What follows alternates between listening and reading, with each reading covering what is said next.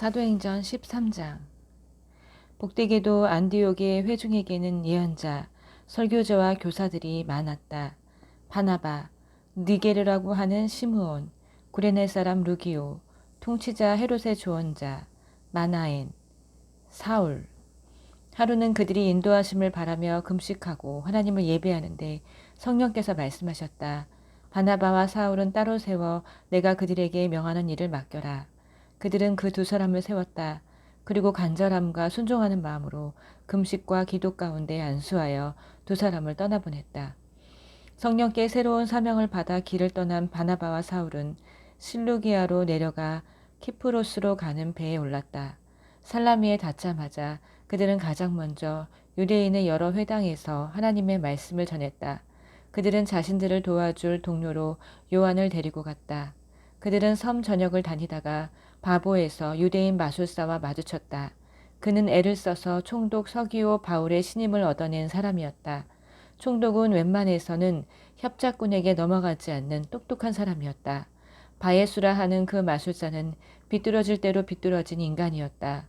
바나바와 사울에게서 하나님의 말씀을 직접 듣고 싶었던 총독은 그들을 불러들였다. 그러나 만물 박사는 총독의 주의를 흐트려서 믿지 못하게 하려고 애를 썼다. 그러나 성령이 충만한 사울, 곧 바울이 그의 눈을 똑바로 쳐다보며 말했다. 마귀의 흉내난 애는 허풍선이야. 너는 사람들을 속여 하나님을 믿지 못하게 하려고 잠도 안 자고 계략을 꾸미는구나. 그러나 이제 내가 하나님과 직접 부딪혔으니 내 장난질은 끝났다. 너는 눈이 멀어서 오랫동안 햇빛을 보지 못할 것이다. 그는 곧 어두운 안개 속에 빠져들어 주변을 더듬거렸다. 사람들에게 자기 손을 잡고 길을 알려달라고 간청했다. 총독은 그 일어난 일을 보고 주님을 믿었다. 그는 그들이 주님에 대해 하는 말을 듣고 대단한 열의를 보였다. 바울 일행은 바보에서 출항해 밤빌리아의 버가로 항해했다. 거기서 요한이 중도에 포기하고 예루살렘으로 돌아갔다. 나머지 일행은 버가에서 비시디아의 안디옥으로 이동했다. 안식일에 그들은 회당에 가서 자리에 앉았다. 성경, 곧 하나님의 율법과 예언서를 읽은 뒤에 회당장이 그들에게 물었다. 형제 여러분, 혹시 격려의 말이나 전하고 싶은 말이 있습니까? 바울이 일어나 잠시 숨을 고르고 나서 말했다. 이스라엘 동포 여러분, 하나님과 벗이 되신 여러분 들어보십시오. 하나님께서는 우리 조상에게 특별한 관심을 두셔서 이집트에서 짓밟히던 나그네 된 우리 민족들을 일으켜 세우시고 거기서 장엄하게 이끌어내셨습니다. 그분은 황량한 광야에서 40년 가까이 그들을 돌보아 주셨습니다. 그 후에 앞길을 가로막는 7 적국을 쓸어버리시고 가나안 땅을 그들의 소유로 주셨습니다. 그 기간이 450년에 달합니다. 예언자 사무엘 때까지 하나님은 사사들을 보내셔서 그들을 이끌게 하셨습니다. 그러나 그들은 왕을 요구했고 결국 하나님은 베냐민 지파에서 기스의 아들 사울을 택하여 그들에게 주셨습니다. 사울이 40년을 다스린 뒤에 하나님은 그를 왕위에서 제하시고 그 자리에 다윗을 왕으로 세우시며 이렇게 말씀하셨습니다. 내가 땅을 두루 살펴 이새의 아들 다윗을 찾았다. 그는 내 마음에 합한 사람, 내가 말하는 것을 그대로 행할 사람이다. 약속대로 하나님께서는 다윗의 후손에서 이스라엘을 위한 구주, 곧 예수를 보내셨습니다. 그 전에 요한으로 하여금 그분이 오실 것을 백성에게 경고하게 하셔서 전적으로 삶을 고치도록 그들을 준비시키셨습니다. 요한은 자기 일을 마무리하면서 이렇게 말했습니다. 너희는 내가 그분인 줄 알았더냐? 아니다. 나는 그분이 아니다. 그러나 너희가 그토록 오랜 세월 동안 기다려온 그분이 가까이 와 계신다. 그분이 곧 나타나실 것이다. 그리고 나는 곧 사라질 것이다. 사랑하는 형제자매 여러분, 아브라함의 자손이요 하나님과 벗이 되신 여러분, 이 구원의 메시지를 들어야 할 사람은 바로 여러분이었습니다.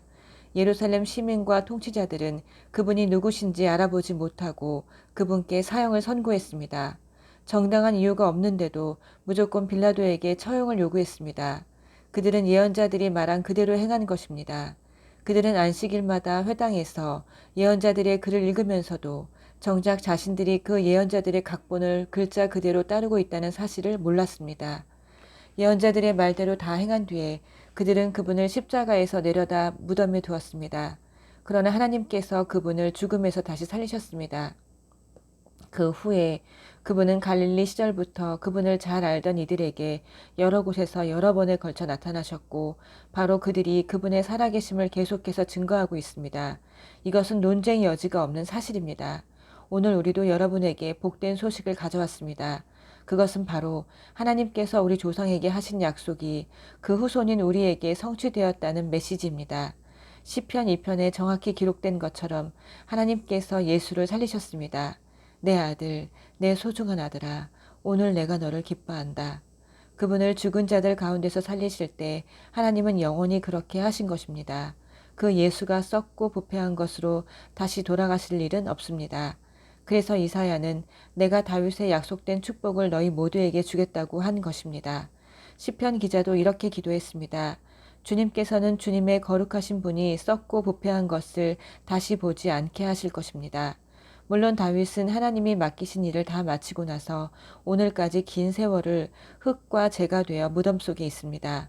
그러나 하나님이 살리신 예수는 흙과 재가 되는 일이 없습니다.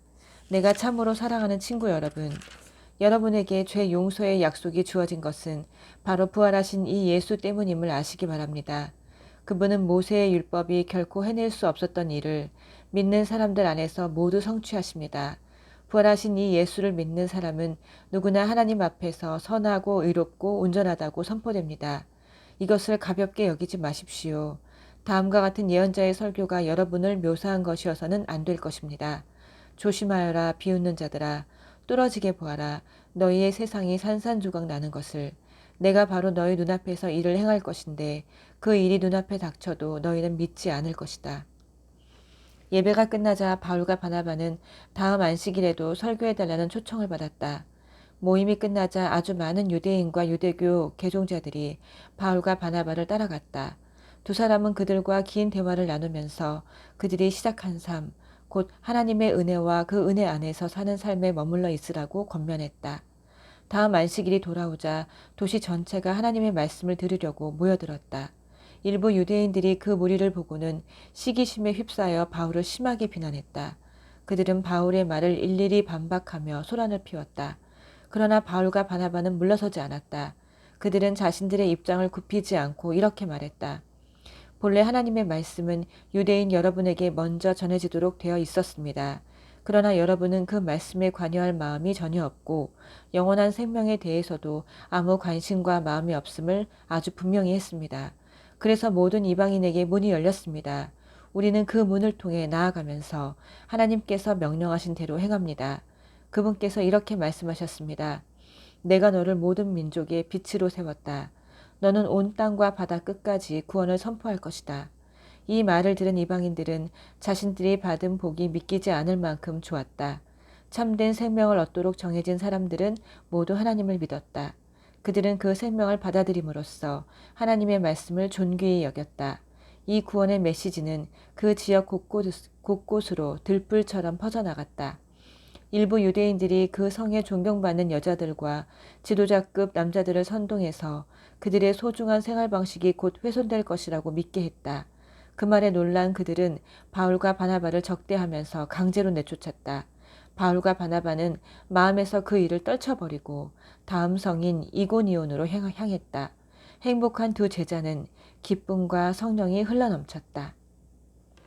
14장 바울과 바나바는 이고니온에 도착하여 늘 하던 대로 유대인 회당에 가서 메시지를 전했다. 메시지는 유대인과 이방인 양쪽 모두를 설득시켰다. 그 수가 적지 않았다.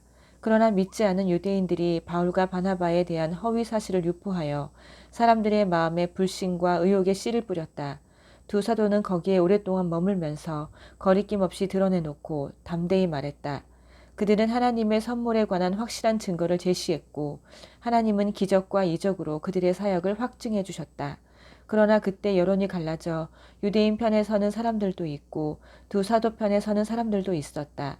어느 날 유대인과 이방인으로 구성된 한 무리가 지도자들의 지휘하에 자신들을 습격하려는 것을 알게 된 두 사람은 루가오니아와 루스드라, 더베와 인근 성으로 급히 피했다.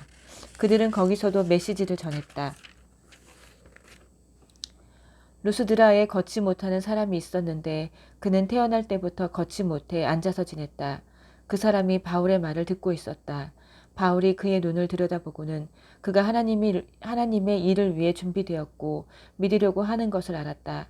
바울은 모두가 들을 수 있게 큰 소리로 말했다. 일어서시오. 그 사람은 순식간에 일어섰고 마치 평생 걸어다닌 사람처럼 걷기도 하고 껑충껑충 뛰기도 했다. 무리가 바울이 한 일을 보고 흥분해서 루가오니아 말로 외쳤다. 신들이 내려오셨다. 이 사람들은 신이다. 그들은 바나바를 제우스라고 부르고 바울을 헤르메스라고 불렀다. 인근 제우스 신당의 제사장이 행렬을 준비했다. 소와 깃발과 사람들이 문 앞에까지 늘어서서 제사를 준비했다. 바나바와 바울이 마침내 사태를 파악하고는 그들을 말렸다. 그들은 팔을 흔들어 행렬을 저지하며 외쳤다. 도대체 무엇을 하는 것입니까? 우리는 신이 아닙니다. 우리도 여러분과 같은 사람입니다. 우리는 여러분에게 메시지를 전하기 위해 여기에 왔습니다. 신이니 뭐니 하는 어리석은 미신을 버리고 살아계신 하나님을 받아들이도록 여러분에게 권하려고 온 것입니다. 우리가 하나님을 만들 수 없습니다. 하나님께서 인간과 만물, 하늘과 땅과 바다와 그 안에 있는 모든 것을 만드셨습니다. 우리 앞선 세대에는 하나님께서 각 나라마다 자기 길을 가게 두셨습니다. 그러나 그때에도 하나님께서는 아무 단서 없이 내버려 두신 것이 아닙니다. 그분은 좋은 자연을 만들어 주셨고 비를 내려 주셨으며 풍작을 주셨습니다. 여러분의 배가 부르고 마음이 즐거운 것은 여러분의 행위로는 누릴 수 없는 하나님의 선하심에 대한 증거였습니다. 그들이 급히 열변을 토하고 나서야 그들은 신으로 모시려는 무리의 제사 행위를 겨우 막을 수 있었다. 그 후에 유대인들 일부가 안디옥과 이고니온에서부터 바나바와 바울을 쫓아와서 변덕스러운 무리를 부추겨 그들에게 악감정을 품게 했다. 그 무리가 의식을 잃을 정도로 바울을 때리고 성 밖으로 끌고 가 죽도록 내버려 두었다. 그러나 제자들이 그를 둘러서자 바울은 의식을 되찾고 일어났다. 그는 다시 성 안으로 들어가서 이튿날 바나바와 함께 더베로 떠났다.